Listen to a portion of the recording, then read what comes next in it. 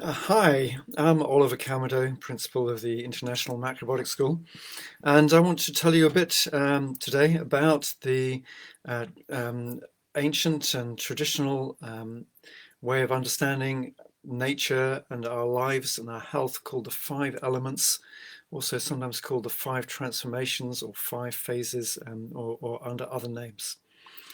So, a little bit of a kind of background. It feels to me that us human beings, in trying to understand our world, trying to understand nature, how to navigate through to find happiness and health and food and so on, we look for patterns in nature. For example, the seasons. And we use these patterns to understand what's going on with us, what's happening in nature, when food's available, what we need to do at different times of year, etc. Um, Different parts of the world come up with different systems, different ways of or seeing different patterns in nature.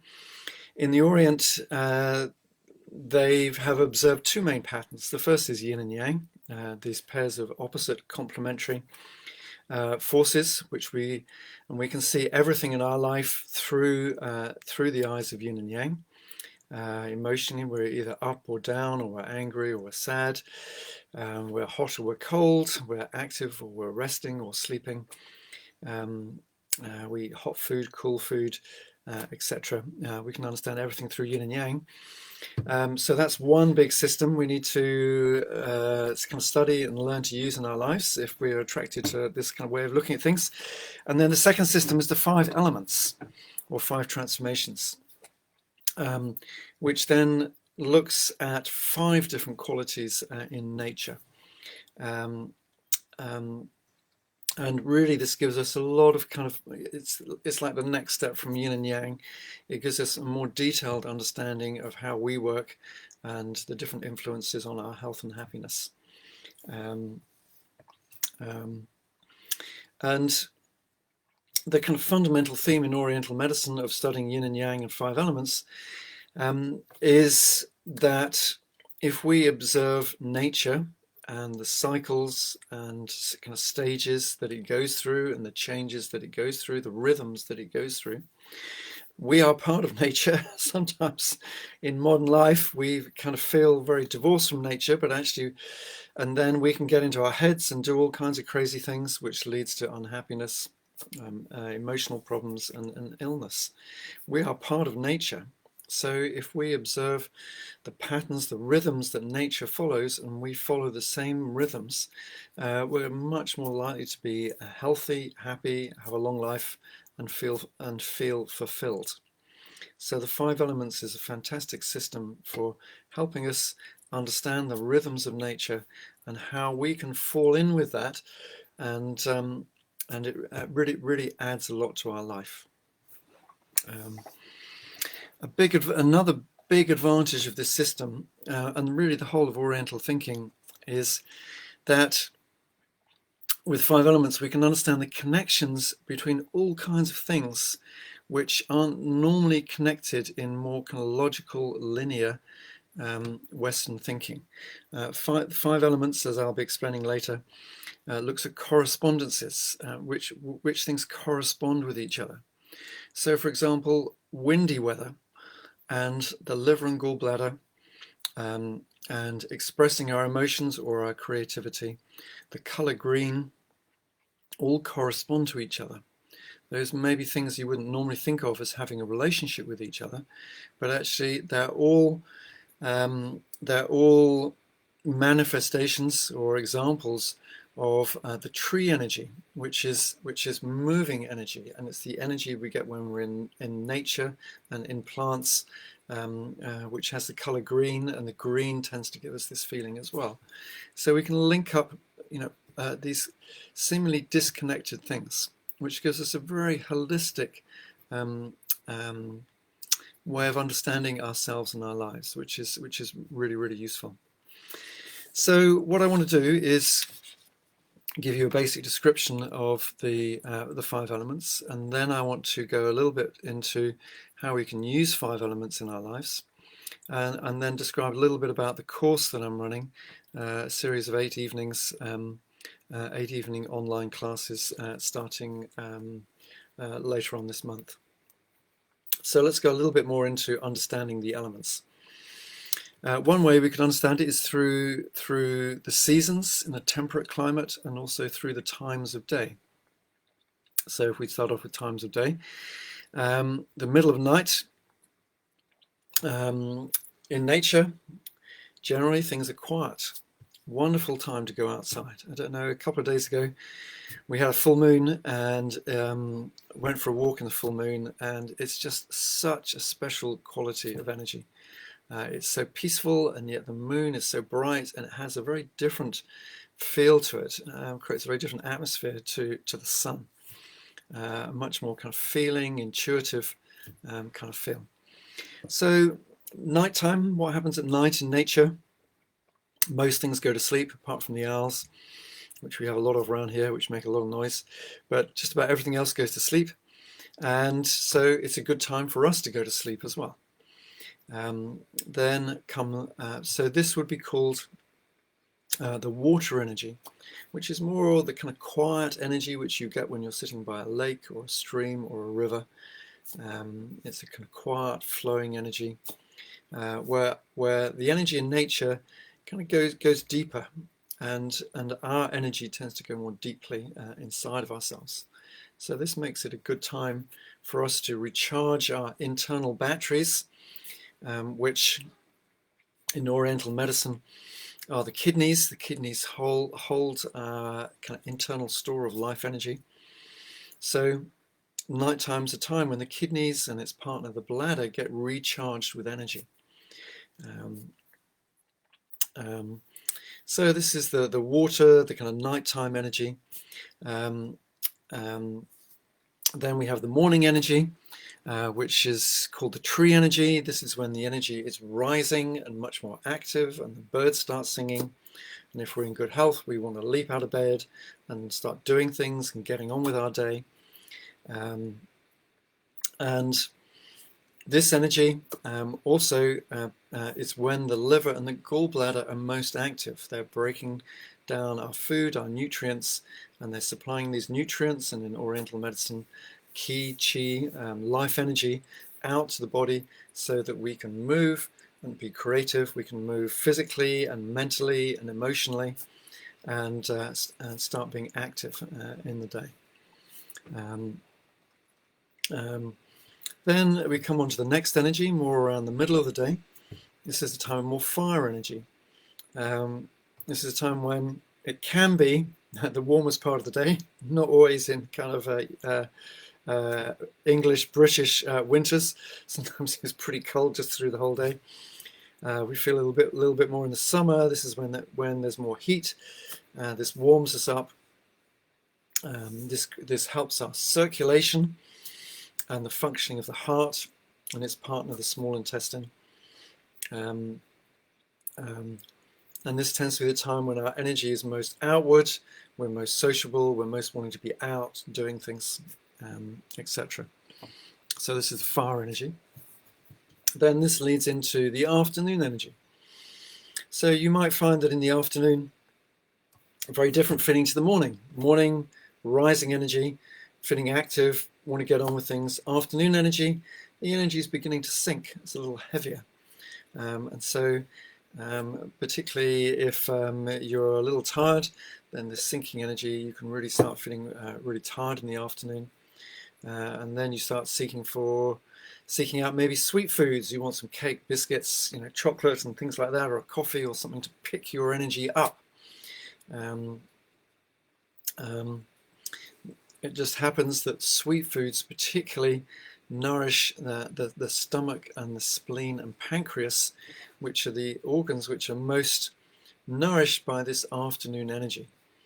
But we're already going into some Oriental medicine here.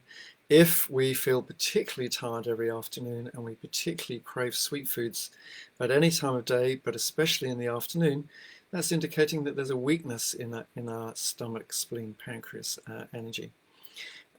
So this is a method of one method of Oriental diagnosis or Oriental health reading. If you feel kind of just like dropping every afternoon, you almost certainly have an imbalance in your earth energy, the afternoon energy, and your stomach, spleen, pancreas, internal energy in the body. If these organs are in good health, then we feel good in the afternoon, but we experience the energy as a little heavier, a little more dropping. And then we come into the evening time. This is the time of the metal energy. This is when it's getting colder. In nature, energy is coming inwards and downwards. Often we feel like coming home, being in the home, making food, nourishing ourselves deeply.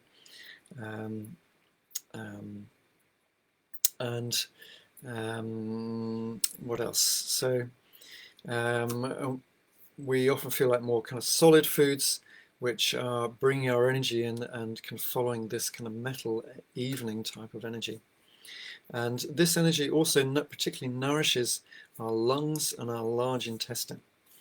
This inward energy, because the basic function, the main function of the lungs is to bring, in a physical sense, the air into the body with oxygen, but also energetically, the air contains a lot of chi or ki, and the lungs are in charge in Oriental medicine of bringing this ki in and down in the body. And so it needs this metal energy, it needs this evening energy. That's not so easy for the lungs to function at tree time, when there's strong tree energy. What it likes is the evening metal energy to really function optimally. So these are the 5 energies, and then we can apply this system to anything you like in nature or in your life, which allows us to then connect up all, many different things which we don't connect with a more Western linear logical way of thinking. A plus B equals C. In this system, we're saying, so for example, the metal energy, this is the evening energy, and this corresponds with the lung and large intestine, and the energy is more descending.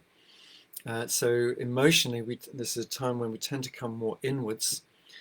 It's a good time for mental study because more energy is coming more into our nervous system and our brain, so we're able to really focus mentally. In the middle of the day, when the energy is going all over the place, or in the middle of the night when the energy is very quiet, that's not such a good time for doing mental work. So next correspondence, let's look at the seasons in a 4-season climate. So you can probably guess what is, which season corresponds to the water energy, the middle of the night. This is a time when it's more cool and nature is quiet. This is the winter time. It's colder. Again, our energy goes more inwards. And this is informing us what we need to be doing during the winter time. We need to be somewhat quieter, having more rest, having more internal time, so the energy can really come into our bodies and really fill up our kidneys, fill up our store of chi, so that come the spring and the summer, we have lots of energy to be active. We need this pause time. Unfortunately, in modern kind of industrial, commercial, culture, we're expected to work exactly the same all year round. This is really going against the natural rhythms of nature and what we need to be doing. In the winter, we need to be doing less work, sleeping more. Maybe some of you do already sleep more in the winter, get to bed earlier. Personally, I get up later in the winter. I'm lucky because I'm self-employed. I can suit myself quite a bit. In the summer, I really want to get up 6:30, 7:00, and really get on with things. In the winter, I don't want to get up till maybe 7:30. I want that extra sleep. I'm recharging my kidneys. And then come the spring and summer, I have good energy to kind of last me through the year.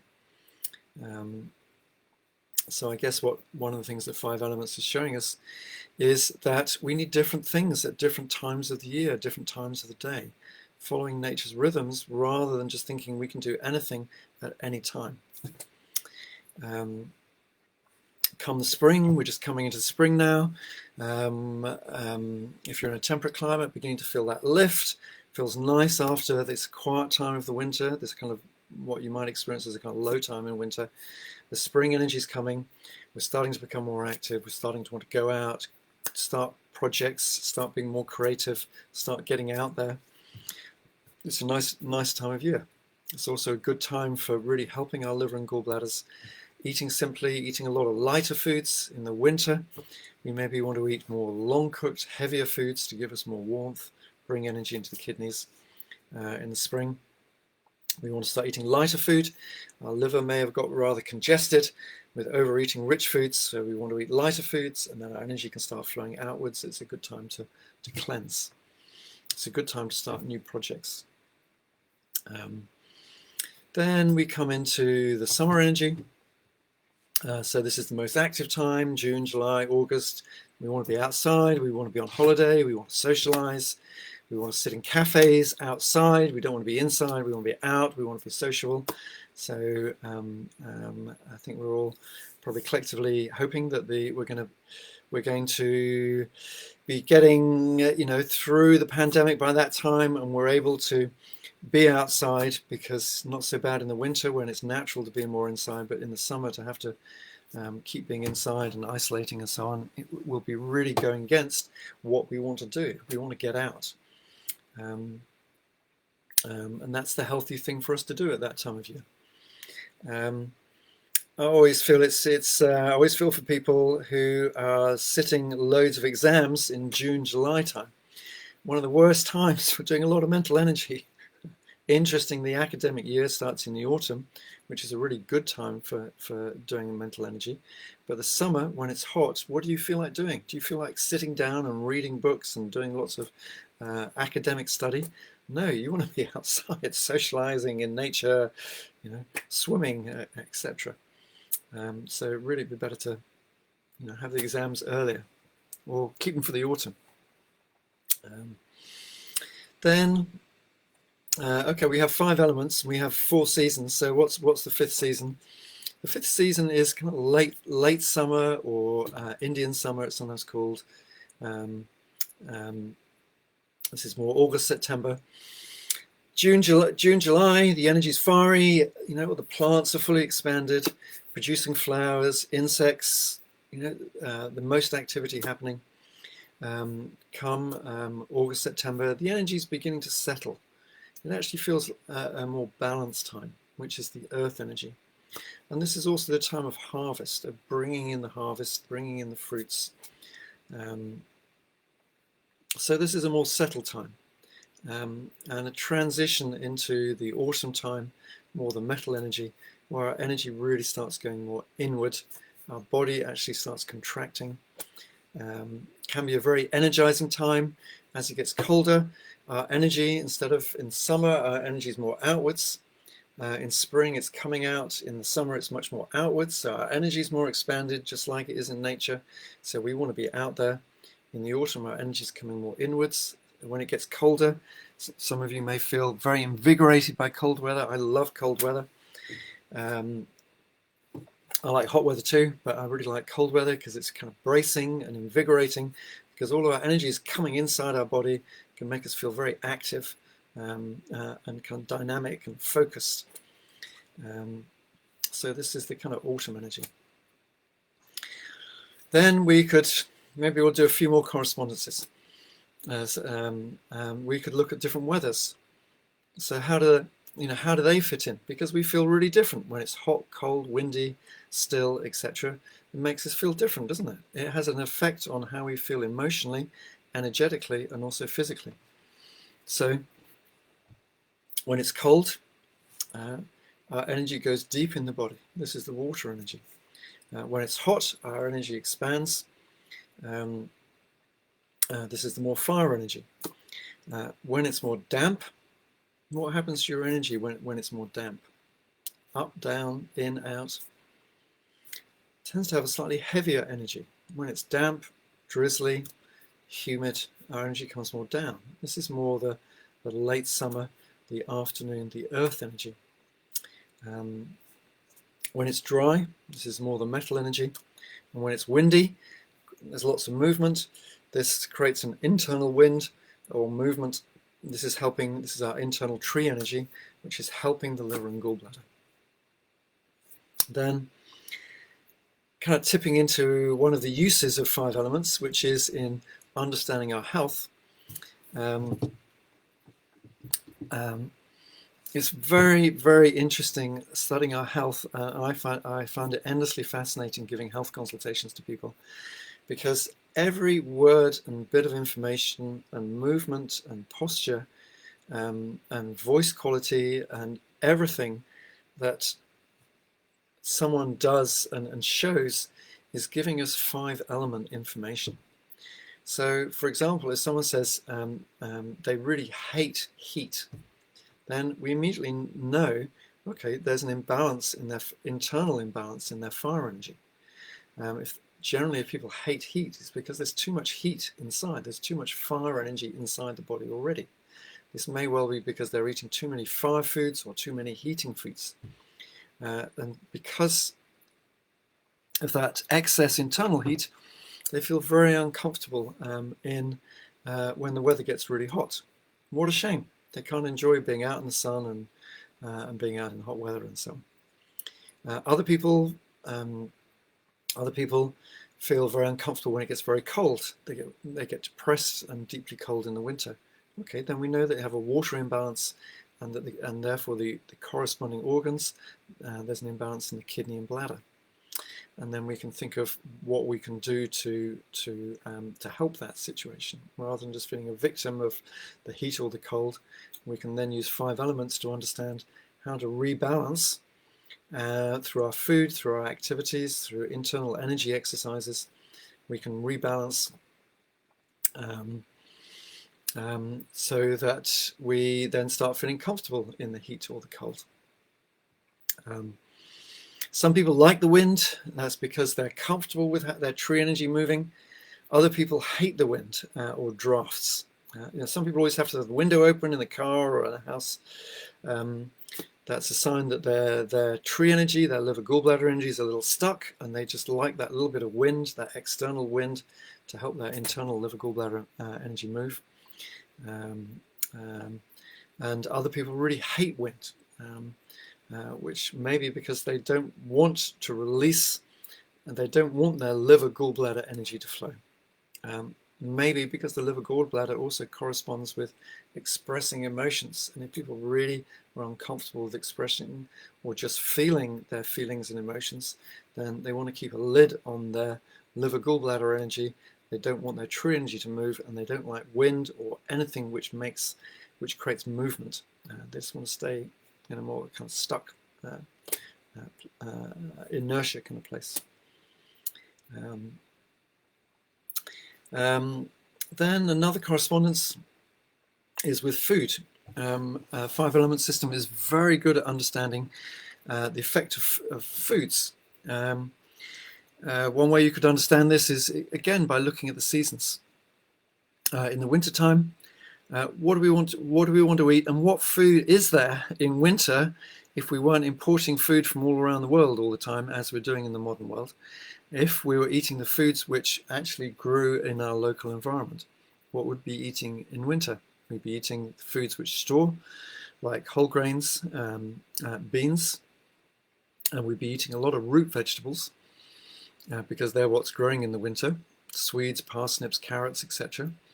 We'll be eating kale and some hard leafy greens because they grow in the winter.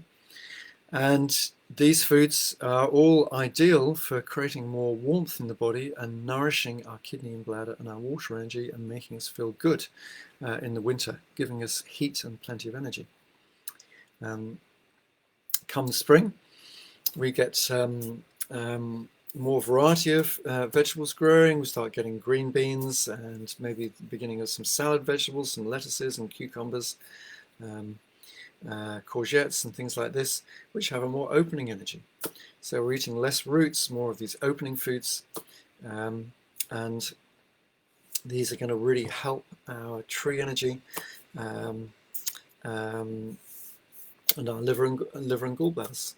Come the summer, much more salad, much more fruits, strawberries, berries, different kind of fruits becoming available, much more opening foods, more watery foods, more cooling foods, lettuces, cucumbers, fruits, etc., all more cooling foods.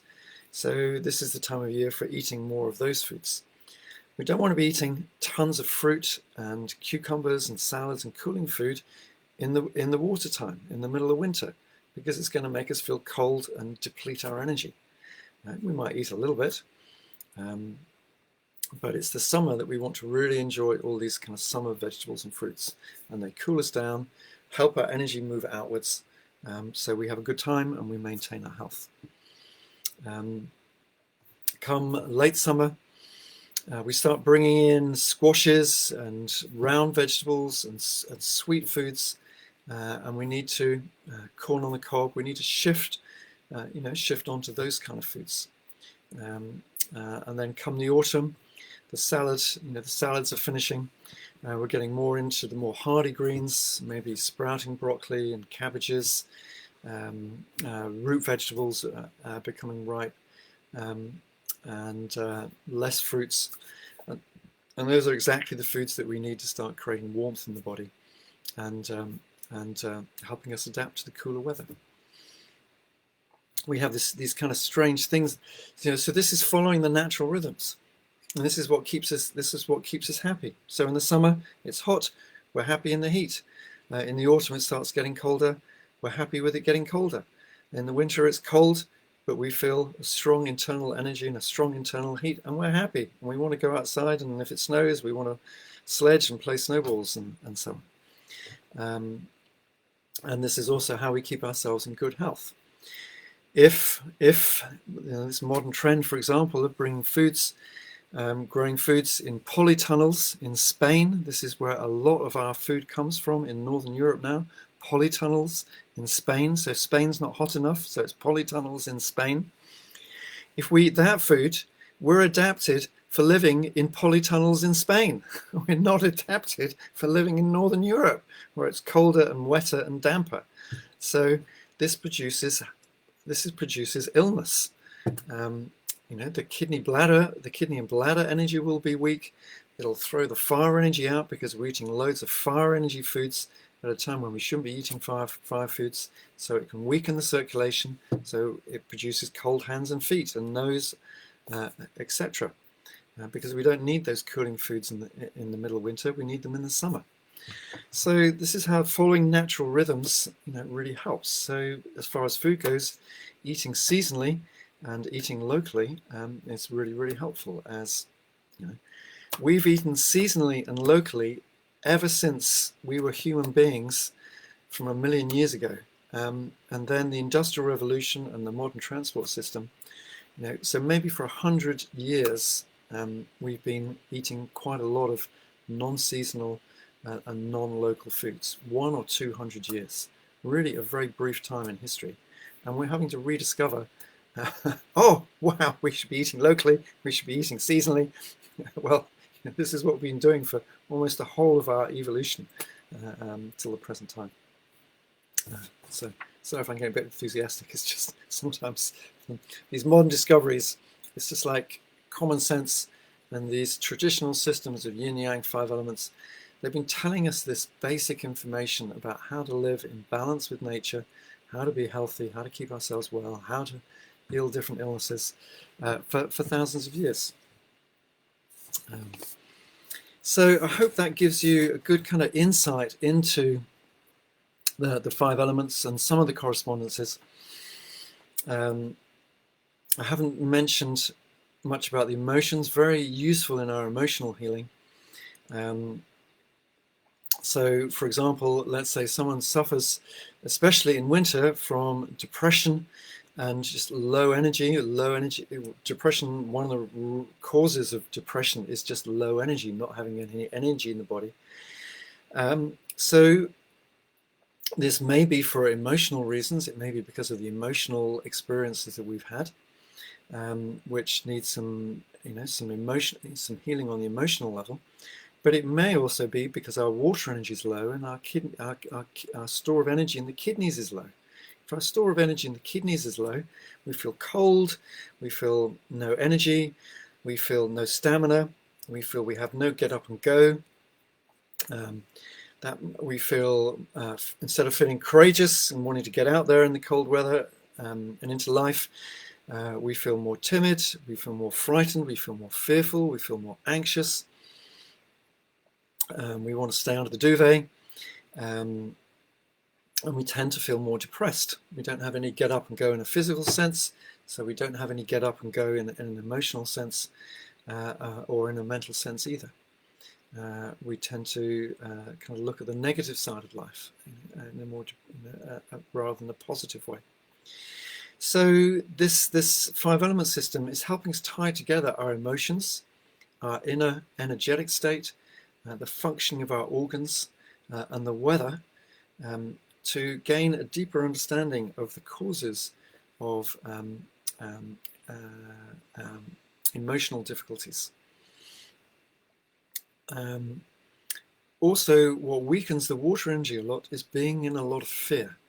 If we're under a lot of stress or a lot of fear long term, either in our childhood growing up or as an adult, that particularly is going to drain our inner resources.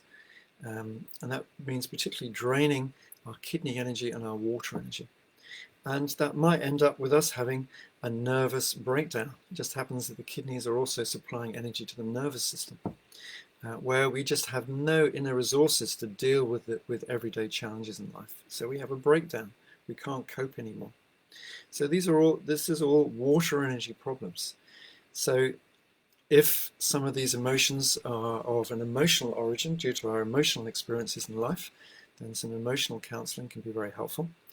But it may be coming mostly from the body because the water and the kidney energy is very low.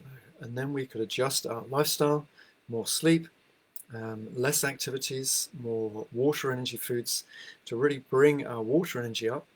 And through changing our body, that can greatly reduce the amount of depression and anxiety that we're feeling. I've experienced, our health is always going up and down. So I burnt myself out quite badly back in the 1990s.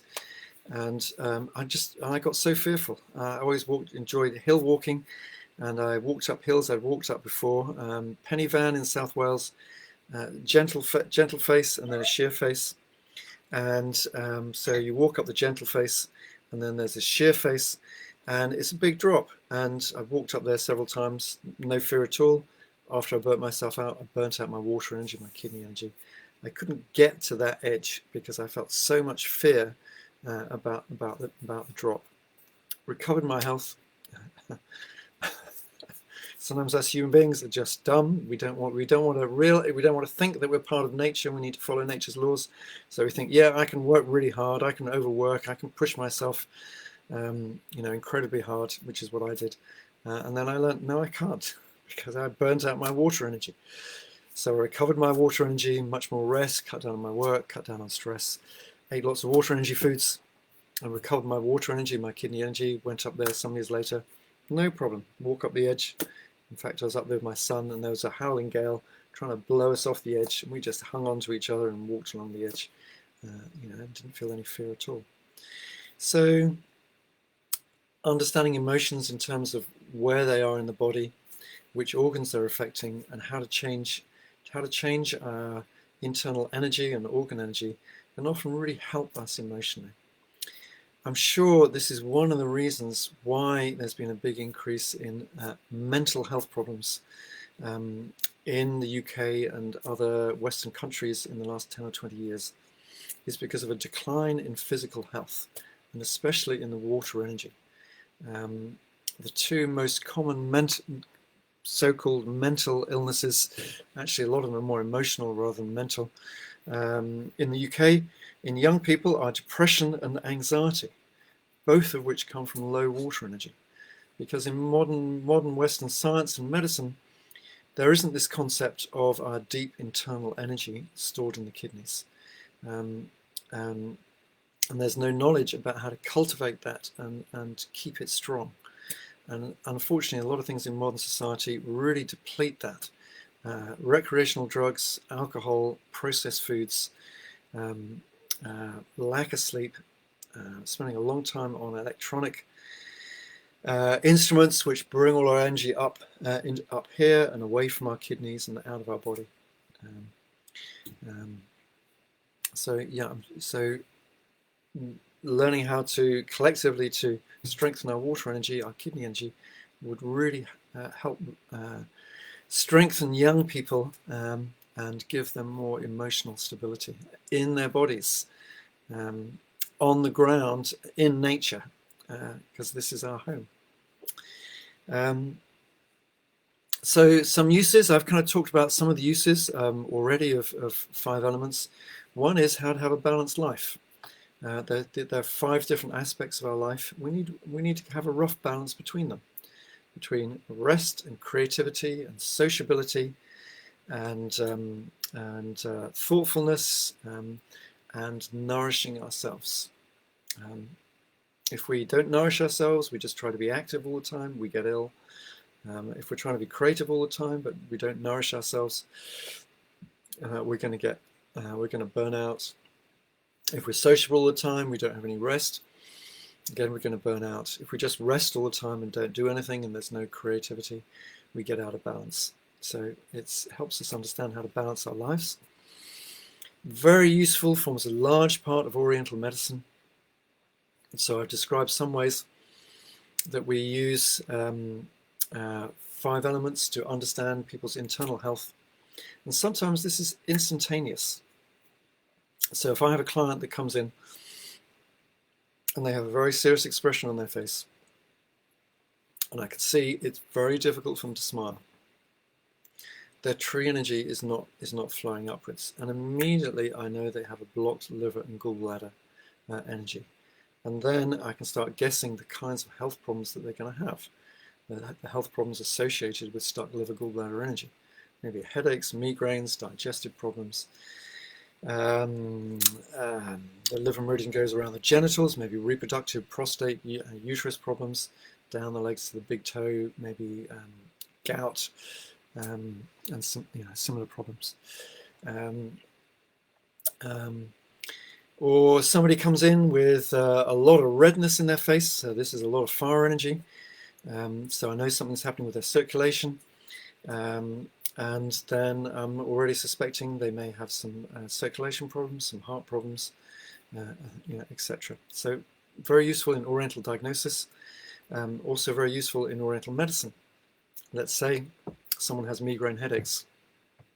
Generally, too much tension in the body, too much metal energy, too many metal energy foods, too many solid, compact foods, especially too much meat, eggs, cheese, salty foods. These all, the liver, what the liver likes is light foods, lots of vegetables and salads and maybe some juices, vegetable juices, light grains and things like this. What it doesn't like is a lot of heavy foods which block it, the tension and the heat builds up in the liver, and then every so often it's got to go somewhere. So every so often, bang, it comes up to the head. Severe headaches, migraines on maybe on a regular basis. So too much metal energy, not enough tree energy. So what do? We make some adjustments, lifestyle and food. Quit eating the really heavy metal foods, meat, eggs, cheese. Use more vegetable protein, beans, tofu, tempeh, maybe some fish, which is lighter. Lots of tree foods, sour foods, pickles, light vegetables, maybe a little bit of alcohol. Fermented foods tend to really open the liver. A little beer, not so much wine, more kind of beers, lagers, as well as vegetable pickles. Sparkling water, lemon juice, all these things help open the liver. And then that tension can gradually come out, and the headaches and the migraines will go down. So I've seen that happen for many, many people. Interestingly as well, what will probably also go along with that, because the liver gallbladder energy is very much to do with expressing our energy outwards, there's probably a lot of emotional suppression. And this may be one of the elements. Long-term, decades of emotional suppression will have a major effect on the liver and gallbladder, for example, in building up tension, creating headaches and migraines. So maybe that person also needs some counseling, around opening up emotionally, letting themselves feel their feelings, letting some of their emotions out, talking to other people about how they're feeling more. Maybe they have some blocks around, maybe they were very controlled, maybe they've learned to be very controlling.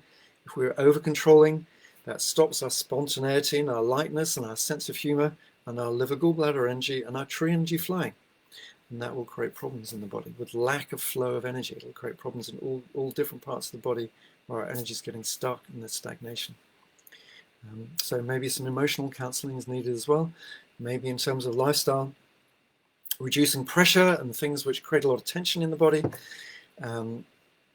things which produce, and doing more things which produce lightness, whether that's dancing, singing, going for walks, some exercise, being in the countryside, etc. You know, the things which a lot of people are craving right now in this lockdown.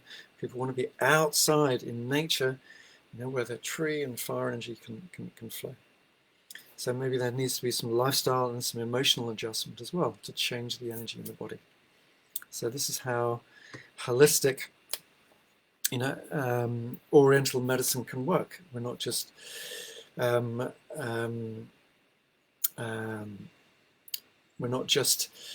well, Oriental medicine includes body work, acupuncture, shiatsu, acupressure, and so on. So we can work on the liver gallbladder meridians to get the energy flowing. That could be one thing. But then we can also do specific Doin Qigong exercises for liver gallbladder meridians and moving that energy. We can make lifestyle changes, emotional changes, dietary changes. This is holistic medicine, which is fun and creative and very effective for most health problems because it's really getting to the root causes of the imbalances in the body. So 5 elements are very useful in creating balance in our lives, in Oriental medicine, in our emotional healing, also in understanding cooking. Right now, I wish I had a carrot in my hand as part of a kind of demonstration. Cooking dramatically changes the effect that foods have in the body. So from a Western nutritional point of view, a carrot is a carrot is a carrot. It doesn't matter if we eat it raw, if we cook it this way or that way, we fry it, we boil it. As long as if we boil it, we drink the liquid that it's been cooked in, we're getting the same nutrients. But common sense tells us if you take a carrot, you grate it up finely, and you're eating it as a salad, what effect does that have? It feels light and it has a cooling effect. It's what we want to do in the summer. How about if we cut it into big chunks and we cook it in a stew or a casserole for 3/4 of an hour or an hour? It then becomes sweet and much heavier. It becomes more warming, and that sweetness nourishes especially our stomach, spleen, pancreas. It has a completely different effect on the body. That freshness particularly helps the liver. Then we could maybe pickle it in miso or with salt, and for 2 or 3 months, for a long time, so that salt really gets into the carrot, and then we can wash off those pickles and eat them. And this is really going to strengthen our water energy. It creates a deep energy in the body. It's going to help our water energy in our kidney and bladder. So how we cook that carrot has a dramatically different effect to where it goes in the body and what effect it has in the body. And this is why in macrobiotics we place a lot of emphasis on learning to cook, not only because we love eating good food and we just love creating colorful, tasty food, but also because our food is our primary medicine. And if our kidney energy is low, we can cook in one way. If our tree energy is getting blocked and we're getting irritable and grumpy and our creativity is not flowing, we can eat different foods. If our circulation needs help, we can eat something else. If we're feeling undernourished and we're feeling like we need some comfort foods and some nourishment and some support, then we can make some nice creamy, healthy, sweet foods, which feel so good to the body and emotionally. We can cater for we can nourish these different 5 elements within us, and in our daily cooking, we can make sure that every meal and each day we're nourishing all 5 of the 5 elements, so that we feel completely physically, and it really helps us feel emotionally, mentally, balanced and well nourished as well. So those are some of the applications. There's also a system of astrology which is based on 5 elements, which is very interesting to know our kind of constitutional type. So a little bit about the course. I think it's starting on March the 23rd. I should know that, but if you go to our website, and I'll put a website link up after this, and then it's 8 Tuesday evenings, about 2¼ hours each evening, including doing some practical exercises. So it's not all sitting. Introduction to the 5 elements, and then we spend 5 evenings doing one at a time to really understand each one. And then we look at emotional healing and cooking in the last 2. So this will give you a very good understanding of how to look after your health with this really in-depth 5 element system. Also, if you're seeing other people, if you're helping other people, just kind of casually, friends and family, or as a therapist, as a shiatsu therapist, acupuncturist, emotional counselor, etc., I think you'll find it very interesting. If you studied Oriental medicine before, some of this will be familiar, but often it's interesting to hear different people's take on particular kind of theoretical systems. So it will really help you understand other people in a holistic way. And there's a maximum of 10 people on the class because it's going to be quite personal. So I want you to get a lot out of it personally and be able to ask your questions about what's happening with you and maybe with your health and people around you, etc. So it'll be limited to 10 people. So if this appeals to you, then